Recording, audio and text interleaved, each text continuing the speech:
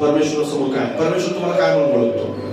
कारण आपण बऱ्याच वेळेस आपल्या अंतःकरणामध्ये आपल्याला वाटतं मी देवाला ओळखतो, आपलं एकतर्फी संभाषण असतं नेहमी, एकतर्फी. बऱ्याच वेळेस आपलं एकतर्फी असतं, पण लक्षात घ्या हे एकतर्फी संभाषण किंवा एकतर्फी प्रार्थना सुद्धा एकतर्फी नाही. आध्यात्मिक जीवन एकतर्फी नाही, लक्षात घ्या. हे दोन्ही ठिकाणाहून केलं जाणार. परमेश्वर तुमच्यावर प्रेम करतो, तुम्ही प्रेम करण्याच्या अगोदर त्यानं तुमच्यावर माझ्यावर प्रेम केलेलं आहे. आणि म्हणून तर आपण प्रभू येशू ख्रिस्त क्रूस खांबावरती दिलं. त्यानं जर प्रेम केलं नसतं तर निश्चितच आपण या ठिकाणी बसलो नसतो. आणि म्हणून हे दोन तर्फी आहे.